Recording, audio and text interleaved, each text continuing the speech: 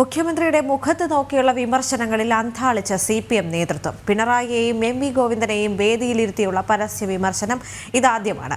സമ്മേളന പ്രതിനിധികളുടെ ഭയരഹിത സമീപനം വരും സമ്മേളനങ്ങളിലും ആവർത്തിക്കുമെന്ന ആശങ്കയുണ്ട്. വിവരങ്ങളുമായി വിനീഷ് ചേർന്നുണ്ട് തിരുവനന്തപുരത്ത് നിന്ന്. നമുക്കറിയാം വിനീഷ്, ഈ CMRL എക്സാലോജിക്കുമായി ബന്ധപ്പെട്ടുള്ള ഡിജിറ്റൽ തെളിവുകൾ അടക്കം പുറത്തേക്ക് വന്ന ഈ ഒരു സാഹചര്യത്തിൽ കൃത്യമായ വിമർശനം ഈ ഒരു കാര്യത്തിൽ ഉണ്ടാകുമെന്ന കാര്യത്തിൽ തർക്കമില്ല. പക്ഷേ ഇതിന് ഭയക്കുന്ന ഒരു സമീപനം തന്നെയാണല്ലോ മുഖ്യമന്ത്രിയുടെയും പാർട്ടി സെക്രട്ടറിയുടെയും ഭാഗത്തു നിന്നും ഉണ്ടായിക്കൊണ്ടിരിക്കുന്നത്. ഇനിയും സമ്മേളനങ്ങളിൽ വേദിയിലിരുന്ന് വിമർശനങ്ങൾ ഏറ്റുവാങ്ങാനുള്ള ഒരു ഭയം ഇവർക്കുണ്ട് എന്നൊരു ആക്ഷേപം കൂടി ഈ ഒരു അവസരത്തിൽ പങ്കുവെക്കേണ്ടതുണ്ടല്ലേ?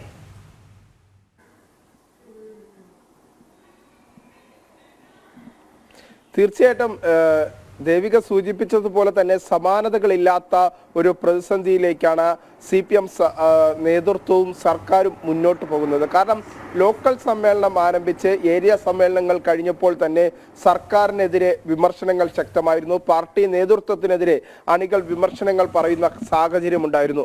അതിന് സമാനമായ ഒരു സാഹചര്യം തന്നെയാണ് ഇപ്പോൾ ജില്ലാ സമ്മേളനങ്ങളിലും നടക്കുന്നത്.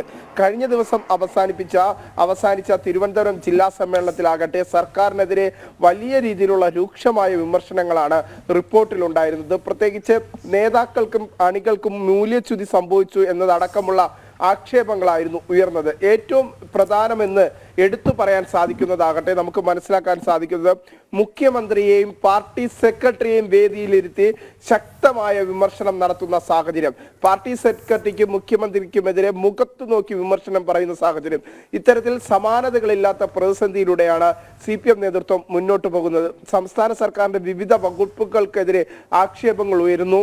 പ്രത്യേകിച്ച് മുഖ്യമന്ത്രിയുടെ ഏകാധിപത്യത്തിനെതിരെ ശക്തമായ രീതിയിലുള്ള ഒരു വിമർശനം, സർക്കാരിനെതിരെയും ശക്തമായുള്ള വിമർശനം, അങ്ങനെ മുഖ്യമന്ത്രിയുടെ മുഖത്ത് നോക്കി ഓരോ പ്രതിനിധികളും വിമർശനം പറയുന്ന സാഹചര്യത്തിലേക്ക് പാർട്ടി നേതൃത്വം പോകുന്ന കാഴ്ചയാണ് കാണാൻ സാധിച്ചത്. ഇതിന് സമാനമായ രീതിയിൽ ഇനിയുള്ള ജില്ലാ സമ്മേളനങ്ങളും മാറുകയാണെങ്കിൽ അത് സർക്കാരിന് വലിയ രീതിയിൽ ദോഷം ചെയ്യും. പ്രത്യേകിച്ച് പാർട്ടി നേതൃത്വത്തിന് വലിയ രീതിയിൽ ദോഷം ചെയ്യും. മുഖ്യമന്ത്രി പിണറായി വിജയൻ ഏൽക്കുന്ന വലിയ തിരിച്ചടിയാകും ഇത്തരത്തിലുള്ള വിമർശനങ്ങൾ ഉയരുന്നത് എന്ന കാര്യത്തിൽ സംശയമില്ല.